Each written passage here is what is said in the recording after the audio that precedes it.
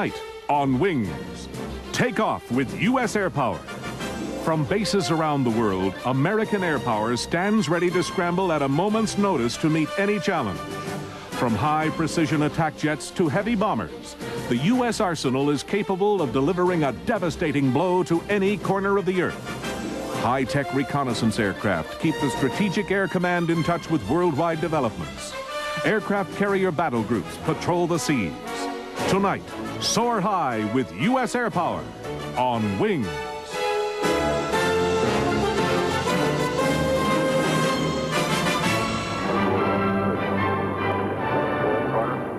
U.S. Air Power gained preeminence during the Second World War, a superiority best remembered by vast armadas of bombers, such as B-17s droning over Axis territory. They took on the enemy's fighters and, using the Norden bomb sight, dropped thousands of tons of high explosives with unprecedented accuracy. But it was a new kind of bomb which ended the war. Two B-29s, the greatest aircraft of their day, dropped 2 atomic bombs on Japan. Hence the equation, one bomb, one city.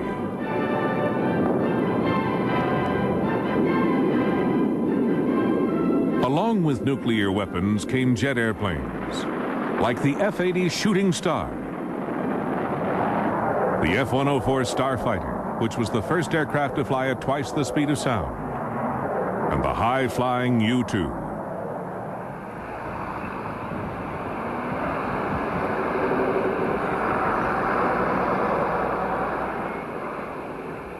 Today, the Strategic Air Command is the largest group within the U.S. Air Force.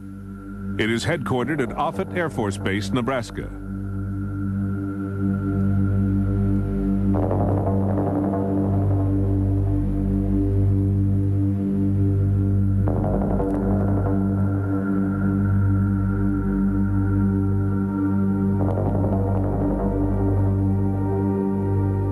Its communications network extends to every one of SAC's 114,000 personnel. Powerful computers and communication systems never sleep, but continuously monitor the exact status of 97 B-1B bombers, 250 B-52s, 950 Minutemen intercontinental missiles, and a small but growing force of peacekeeper missiles. With the capability of effectively destroying our planet many times over, there is no room for error.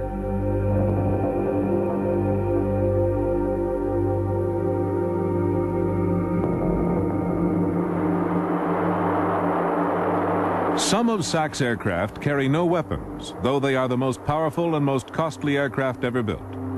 Based on the civilian jumbo jet, the mighty E-4 weighs 400 tons and carries 60 people.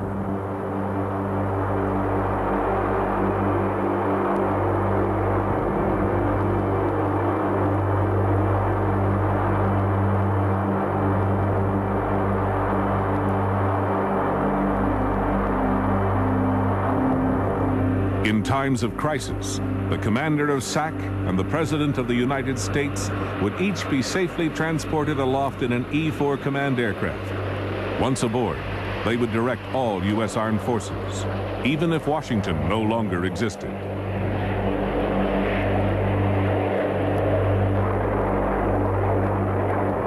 Lost in the vastness of the sky, they would be immune to attack by the enemy.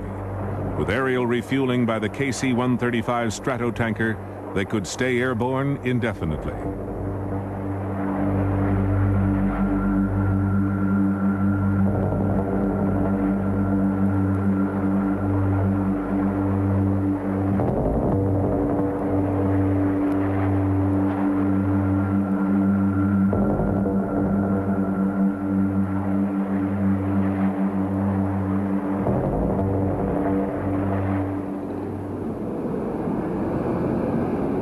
Much smaller than the E-4, but almost as expensive, the Boeing E-3A Sentry is the world's greatest guardian of the skies and also carries no weapons. It is officially called the AWACS, or Airborne Warning and Control System. Its chief payload is a powerful radar that transmits and receives through a giant antenna 30 feet across, rotating high above the aircraft. On board, 16 to 20 specialists handle complex computers to carry out surveillance, weapons direction, and battle staff functions.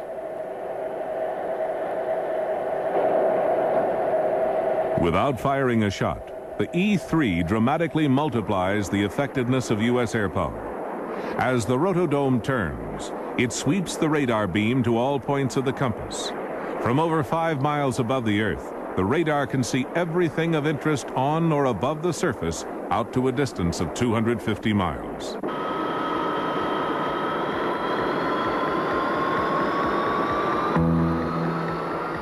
In total contrast, the now retired Lockheed SR-71 Blackbird flew missions more like a spacecraft than an airplane. Its amazing shape enabled it to fly faster than 2,000 miles an hour and also made it difficult to see on enemy radar. Every flight was planned like a space mission. Hundreds of skilled people were involved. All efforts focused on 2 men, the pilot and the RSO, or Reconnaissance Systems Officer.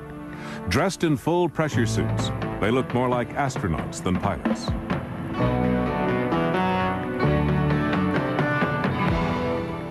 In the rear cockpit, the RSO managed complex radars, infrared sensors, and cameras similar to those carried by spy satellites, though details are still secret.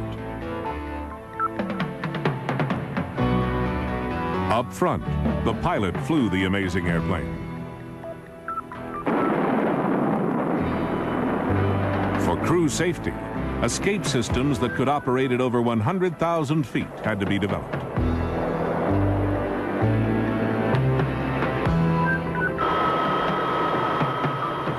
The Blackbird, still used in NASA research missions, is over 107 feet long and 55 feet wide. Constructed largely of titanium, it is made to withstand the high temperatures and forces imposed on it when flying faster than a bullet. When the gear comes up, the SR-71 becomes the fastest and highest flying airplane in the world, and one of the most elusive.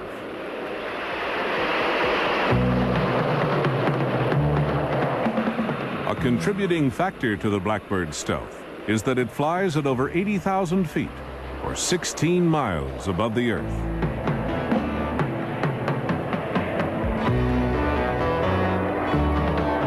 To reach high altitude and speed, each power plant generates more than 30,000 pounds of thrust, more thrust than the engines on board the Queen Mary. Most of SAC's aircraft are armed. Perhaps the most renowned bomber in the world, the Boeing Stratofortress, first flew in 1952. Today, many of them are older than their pilots.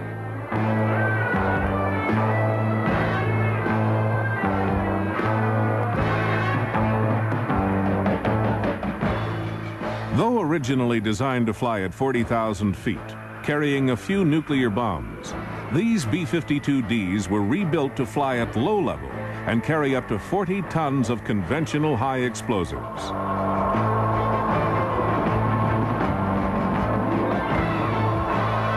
In Vietnam, they dropped more tonnage than in all of World War II.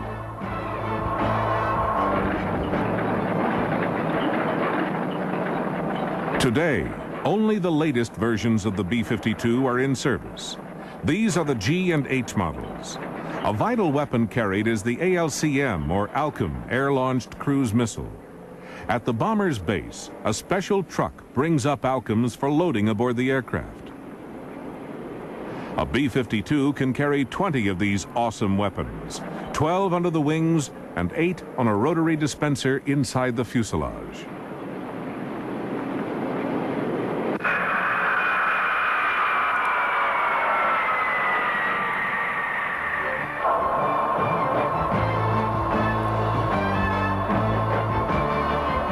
After release from the bomber, the ALCM's wings unfold, the jet engine ignites, and it becomes a miniature airplane over 20 feet long and flying at jet speed.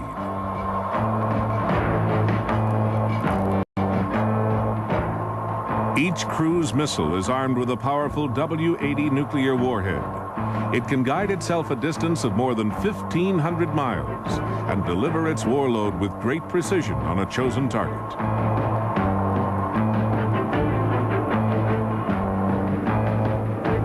In the Gulf War, B-52s once again saw action, proving that this aircraft is truly the grand old warhorse of the skies.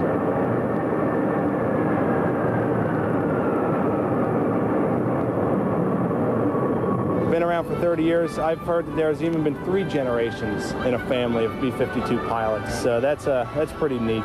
You know, if you want to do what your dad did, there's the one airplane you can still do it in.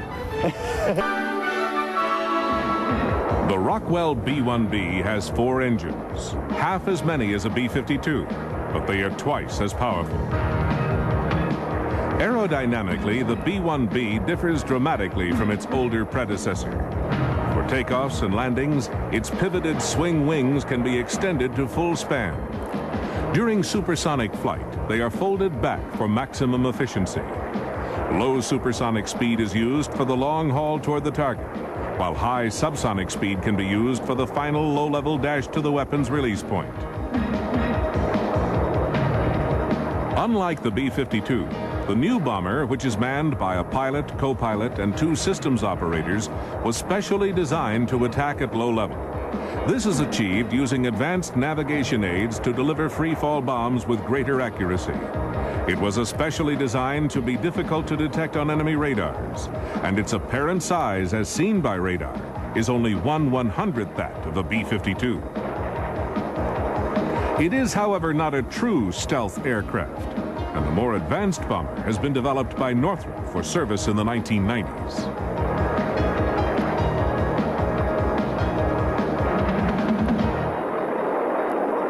For the moment, the 97 B-1Bs which entered SAC service in 1985 form by far the most formidable long-range bomber force outside the Soviet Union. Today, America's air power is also looking towards space.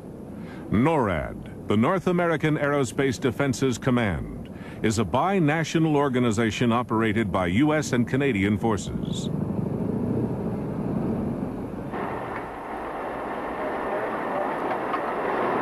For many years, this secure headquarters inside Cheyenne Mountain in Colorado has been the NORAD Combat Operations Center.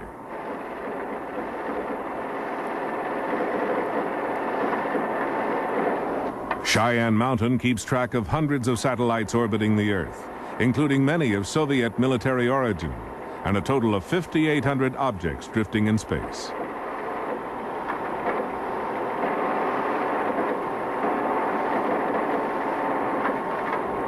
Since 1982, the U.S. Air Force has assigned all space operations to Space Command, whose responsibilities are not merely global, but now extend far from Earth.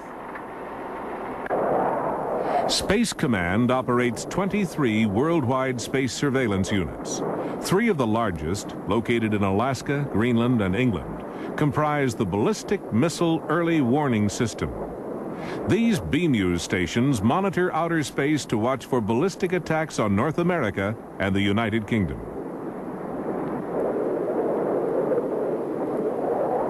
If they sounded the alarm, 1,000 nuclear missiles could be launched in retaliation.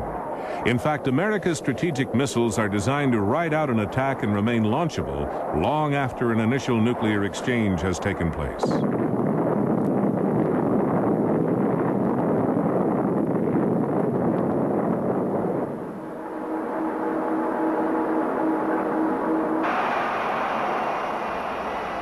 Geographically, the biggest U.S. Air Force command is PACAF, the Pacific Air Forces.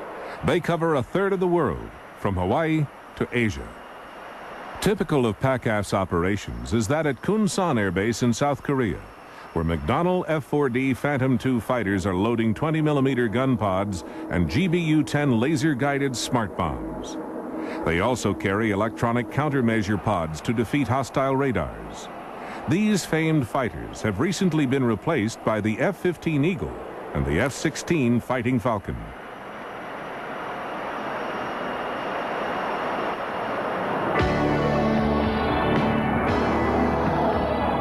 The Fairchild A-10A Thunderbolt II is a strange-looking bird, often called the warthog, but always treated with respect.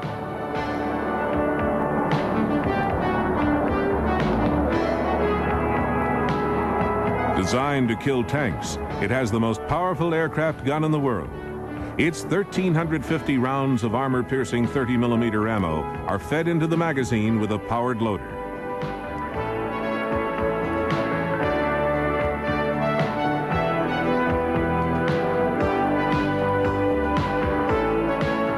The A-10 is also armed with 2.75-inch rockets, which are loaded into wing pods. Streamlined Mark 82 bombs are another option for strike missions.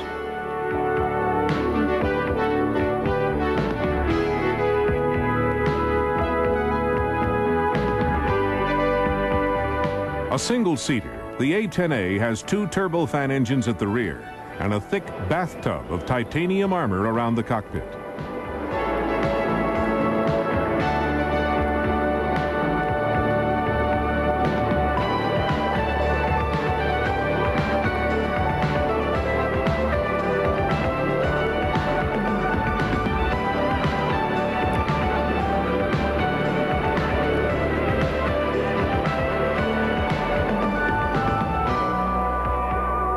These A-10s belong to the Connecticut Air National Guard, but have been deployed to Hawaii for live fire exercises, vital training for their part-time pilots.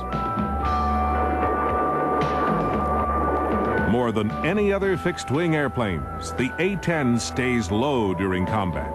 That is how to survive over the battlefield.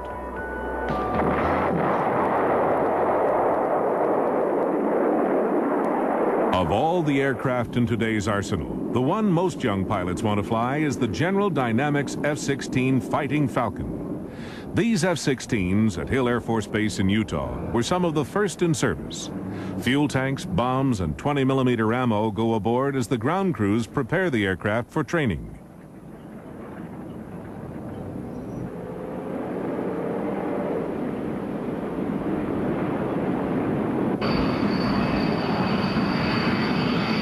Fighting Falcons from the 388th Tactical Fighter Wing take off for more tough training missions. Pilots are taught how to hit ground targets and how to dogfight. When the F-16 was first designed, many doubted it could do the job. It has the same power plant as its big brother, the F-15, but only 1 engine instead of 2. It was soon proven that this graceful machine could outfly and outfight almost everything. The F-16 was the first aircraft in service able to sustain a backbreaking 9G turn. In a dogfight, it has yet to meet its master. Its Westinghouse radar assists both navigation and bombing.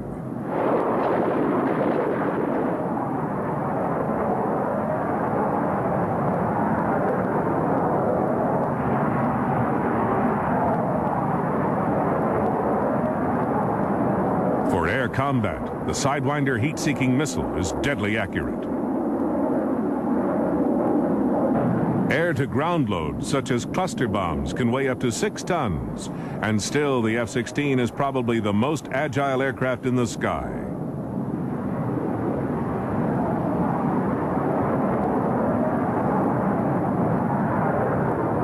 The pilot reclines in a sloping seat that helps him withstand the G-forces of air-to-air combat.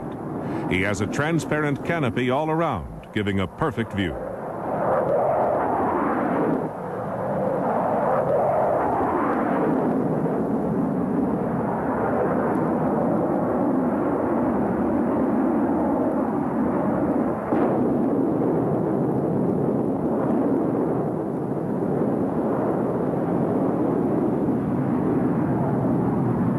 After his first flight, one pilot said that it was like riding on a jet-propelled telegraph pole.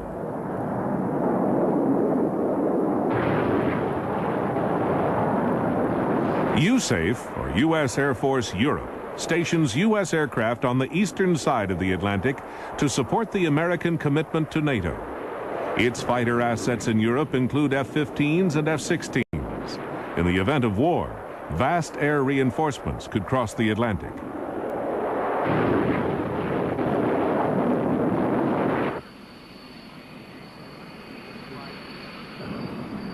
Because of the anticipated intensity of a war in Europe, all U.S. bases were to be equipped with hardened aircraft shelters. Here, the ground crews are trained in anti-nuclear, biological, and chemical warfare. To offset threats, the aircraft can be turned around under cover.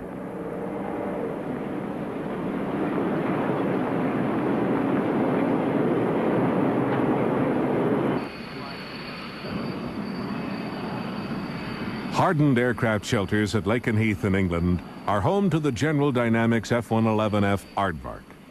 The F-111F is designated as a fighter, but is actually very effective as a low-level bomber. In 1986, F-111Fs were used to bomb Libya. Later, the E and F models proved to be an unrelenting asset during the Desert Storm campaign.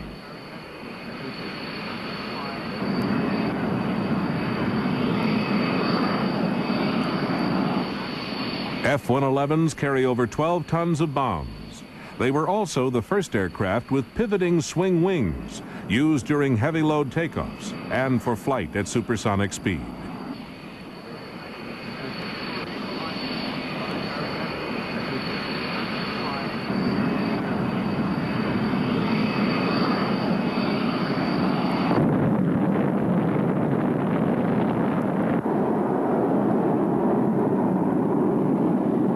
The Aardvark is a deep penetration surgical strike tool, able to deliver conventional or nuclear weapons against enemy targets at night or in bad weather.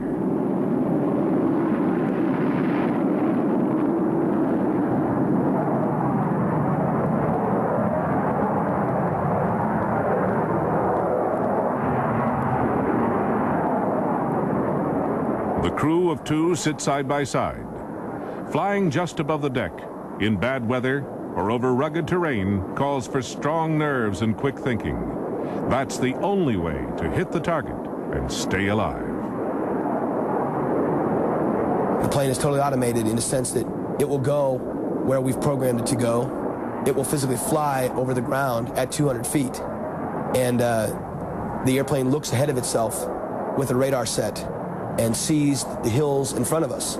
And it says to itself, okay, I need to start a climb now to crest over the hill at 200 feet.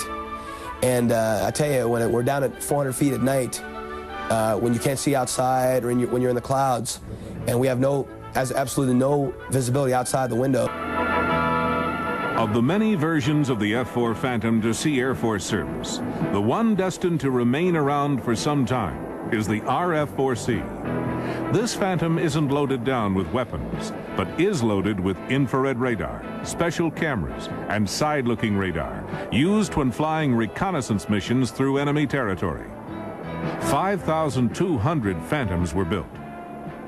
The most recent version, the Phantom F-4G, is an anti-radar strike aircraft, able to seek out and destroy enemy installations using deadly accurate anti-radiation homing missiles.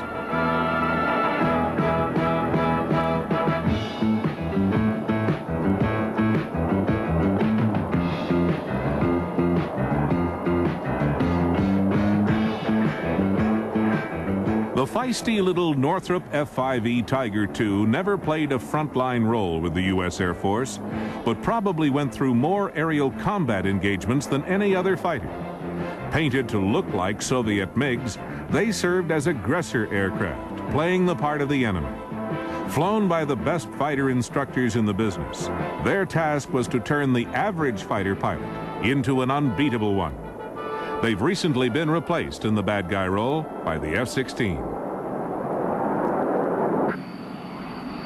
Typical of units whose pilots have been honed to perfection by the Aggressor Combat School are the 1st Tactical Fighter Wing.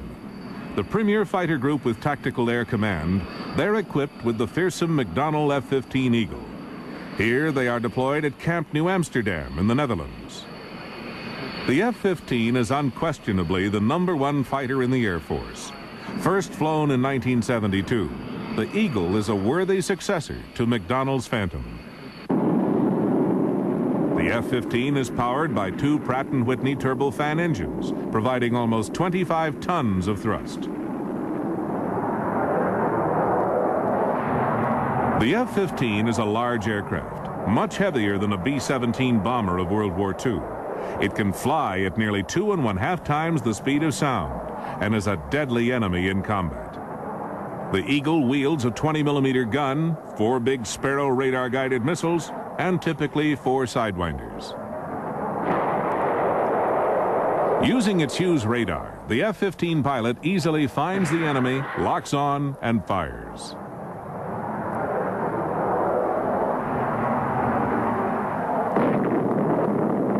An Eagle fires a missile against a QF-102. Once an all-weather interceptor, the aircraft is now flown under radio control to serve as an air combat target.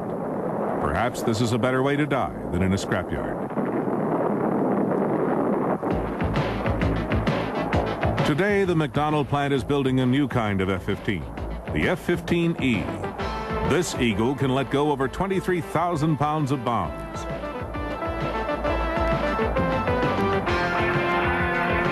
It can also be armed with cluster bombs. Painted in somber camouflage, it can do anything an F-15 fighter can do, but also has tremendous ground attack capability, carrying 4 times the load of a B-17 heavy bomber of World War II. It has more fuel capacity than 6 first-generation jet fighters. For additional range, it can nuzzle up behind a KC-10 tanker and take on board as much as it needs to complete the mission. All the while, this powerful airplane retains the in-flight maneuverability that makes it so coldly efficient in close air combat.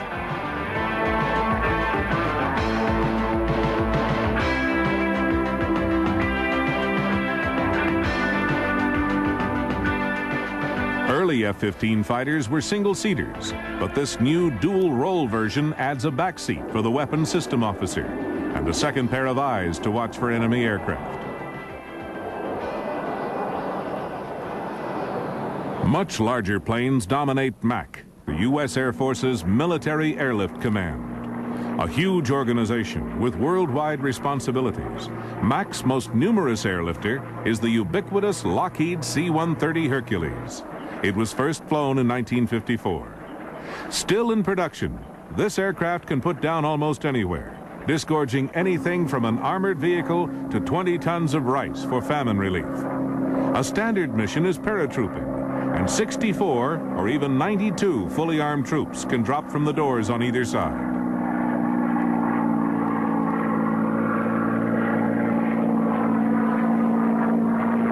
Heavy items of cargo can be delivered by various methods, one of which is LAPES, the low-altitude parachute extraction system. The plane's center of gravity shifts massively as the load is released.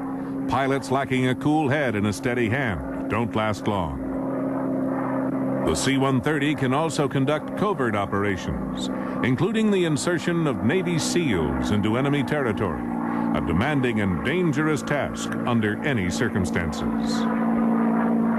Well, I've seen a C-130 that hit a bulldozer on takeoff, and it tore out the ramp, the aft part of the airplane, and it flew about an hour and a half back to Cam Bay from the forward location with the ramp half hanging out the back of the airplane, and made it okay. I don't think they ever flew the airplane again, but at least it made it back that far. Now we return to Wings on the Discovery Channel. The United States Army's array of helicopter power has often been described as the world's third largest air force. Indeed, one particular type of helicopter, the Bell UH-1, has been built in larger numbers than any other military aircraft since World War II. Officially, it's named the Iroquois, but American fighting men everywhere call it the Huey, an odd name derived from its original designation of HU-1. First flown in 1956, it still serves in large numbers as the standard tactical airlifter. Hueys can carry squads of up to 14 troops, and in the resupply role can lift 2,000 pounds of cargo. Though different versions of the Huey serve all branches of the U.S. Armed Forces, by far the greatest numbers sport the Army's olive drab. Most of them will spend their operational life perilously close to enemy land forces.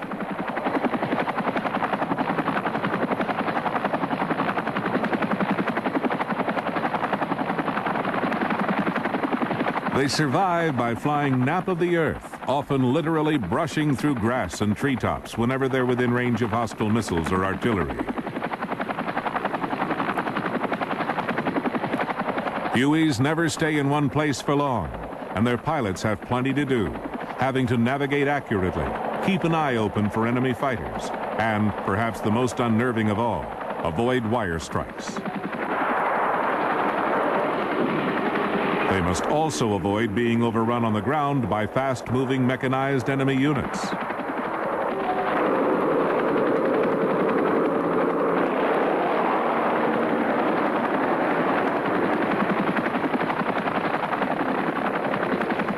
Hueys are made by Bell Helicopter Textron, the same company that manufactured the OH-58 Kiowa. The Kiowa is used by both the Army and Navy, but the chief customer is the Army, which uses it as a battlefield scout platform. Though it can accommodate 5 or even 6 passengers, the Kiowa usually has just 2 on board, one of whom may be a general, eager to see exactly what's going on the battlefield.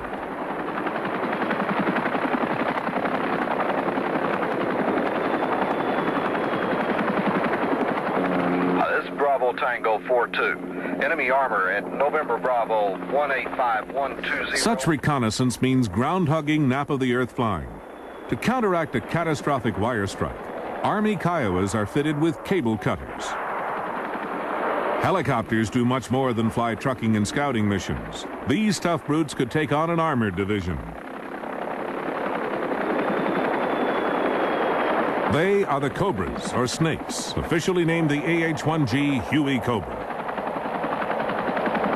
Though derived from the original UH-1 Huey, they have a slim fuselage with a fighter-like cockpit for the pilot and gunner, the latter sitting in front and lower to give both men a nearly perfect view all around. Cobras come in different versions, with either 1 or 2 engines. Most are able to fire up to 8 deadly TOW missiles, which can pierce through the toughest armor.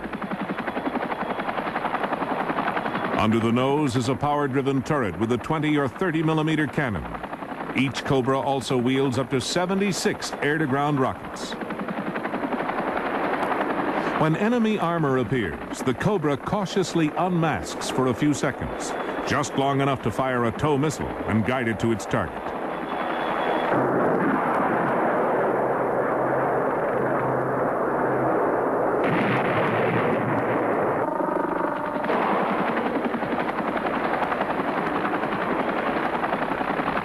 At a range of 3,000 meters, a head-on Cobra is almost invisible. After each missile is fired, the Cobra dips behind natural cover and moves to a different location. The Army's new assault helicopter is the Sikorsky UH-60A Blackhawk. Powered by 2 1,500-horsepower General Electric engines, the Blackhawk carries a crew of 3 and up to 14 troops or 6 litter casualties. Slung loads of up to 8,000 pounds can be hauled by this rugged machine. Biggest and most powerful of the Army's helicopters is the Boeing Vertol CH-47 Chinook. This bird has an unusual layout with tandem rotors, one at the nose, the other at the tail. The latest version, the CH-47D, can lift off at a weight of 50,000 pounds, carrying a payload heavier than the helicopter itself. But wounded are its most precious cargo, and in evacuating as many as 24 casualties at a time, it may perform the most valuable assignment on the battlefield. Captain Otto Pernotto, flying the FB-111 to Plattsburgh, New York, and wings. We'll be right back on the... Another of the world's most powerful air forces belongs to the United States Navy. The main striking power of the Navy is vested in 14 giant carrier battle groups, which can deploy air power anywhere in the world. Each battle group is based around a colossal aircraft carrier that displaces as much as 90,000 tons and has a crew of 6,000. They are giant floating air bases, packed with everything needed to sustain a massive air operation, yet able to move 500 miles in a single day.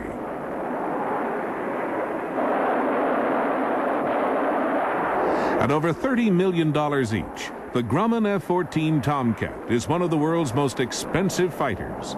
Its price tag reflects its capabilities. No other aircraft can simultaneously pick out 6 hostile aircraft and shoot them all down from a distance of over 100 miles. Fitted with swing wings, the F-14 has a crew of 2 and carries a 20-millimeter gun and 3 different kinds of air-to-air missiles. Its task is to defend the fleet against attack from the air. The newest Navy and Marine Corps fixed-wing combat aircraft is the McDonnell Douglas FA-18. The single-seat Hornet was designed to replace the F-4 as a fighter and the A-7 as an attacker. It can operate by day or night.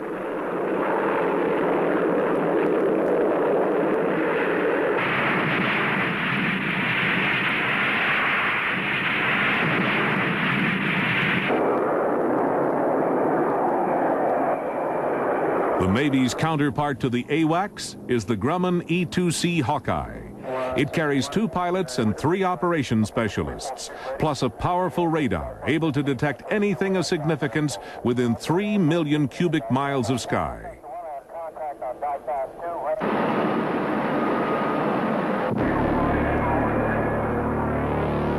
A Sikorsky SH-3 Sea King comes topside on the elevator to the carrier's flight deck.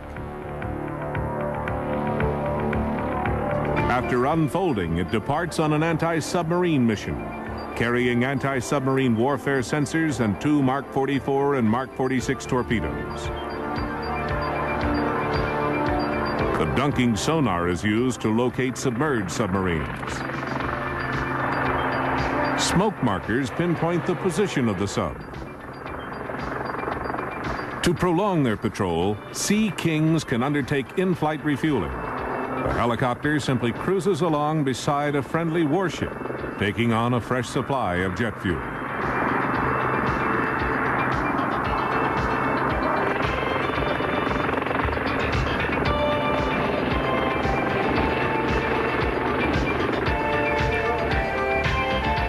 The U.S. Navy's new generation of shipboard helicopter and another Sikorsky product is the SH-60B Seahawk. Based on the Army's UH-60A Blackhawk, it has been totally redesigned to fly both anti-submarine and anti-ship surveillance day or night in any weather.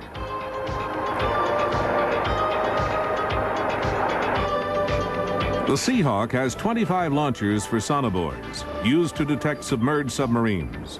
It carries a powerful radar, infrared sensors, and a magnetic anomaly detector that is towed behind the chopper when used.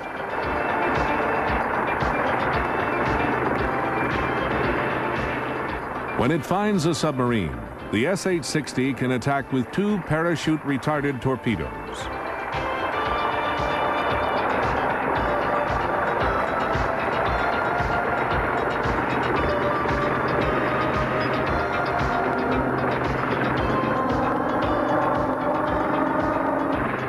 Despite their size, Seahawks can operate from the small fantail decks of destroyers and frigates. A special Recovery Assist Secure and Traverse, or RAST system, enables the big copter to be winched down safely, even with the ship pitching in 13-foot seas.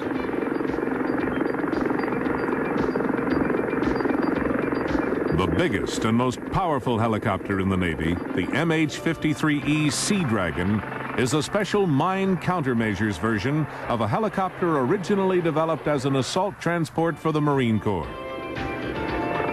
Powered by 3 4,380 horsepower engines, the Sea Dragon is an aerial minesweeper that operates out of the reach of deadly sea mines.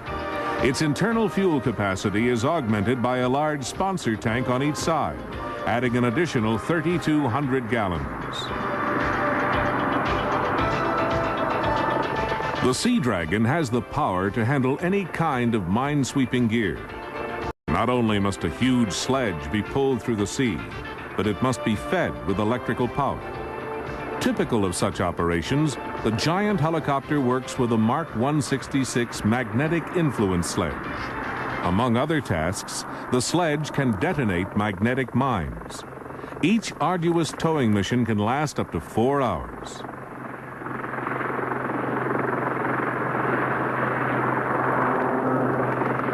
Tough, disciplined, and ready, Marines are airlifted by various kinds of helicopters. The biggest and most powerful are the twin-engine Sikorsky CH-53 Stallion and the triple-engine CH-53E Super Stallion. Both of these massive choppers can airlift 55 armed troops or bring in artillery, vehicles, ammunition, or engineering equipment needed during amphibious assaults.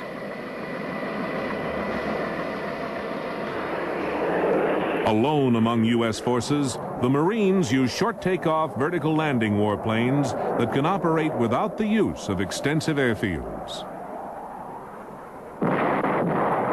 Back in 1969, the Corps adopted the British Harrier as a versatile attack and fighter aircraft. Subsequently, British Aerospace and McDonnell Douglas collaborated to produce a new airplane, the vastly superior AV-8B Harrier II. A dream to fly, the Harrier II is new in almost every aspect and has replaced the AV-8A in Marine Corps service.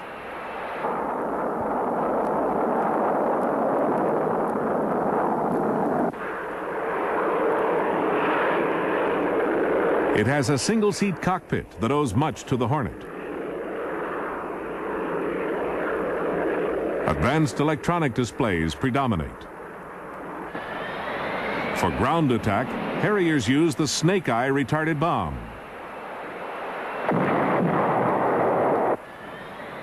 If necessary, the AV-8 can take off vertically, even from a small forest clearing. But once in the air, it flies and attacks at jet speed. External loads of weapons weigh up to 7,000 pounds for vertical takeoff or 17,000 pounds for a long rolling takeoff.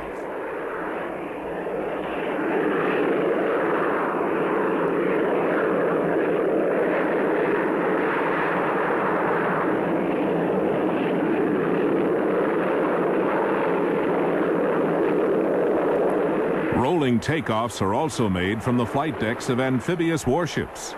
For shipboard landings, no arrestor gear is needed.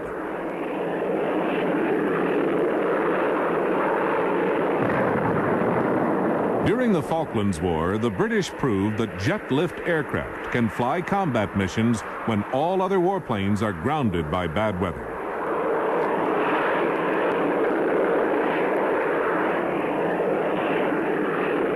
During the same conflict, Harriers, armed with Sidewinder air-to-air missiles and using the vectored thrust of their Pegasus engines, commanded a huge tactical advantage over their Argentine adversaries.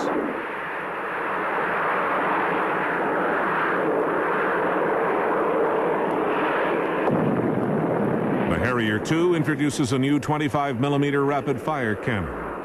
It is also capable of carrying a wide assortment of weapons and stores.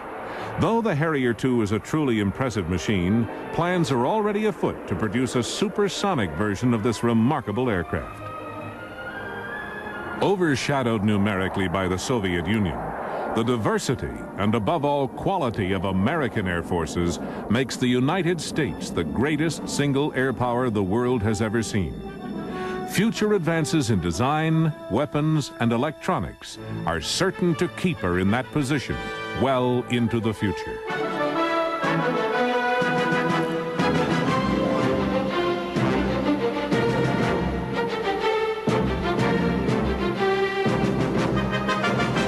Coming up, break through the brush and go on the hunt. From chilly Alaska to a sweltering Africa, watch out. High action and adventure continues on Wild Discovery. Coming up only on the Discovery Channel. Explore your world.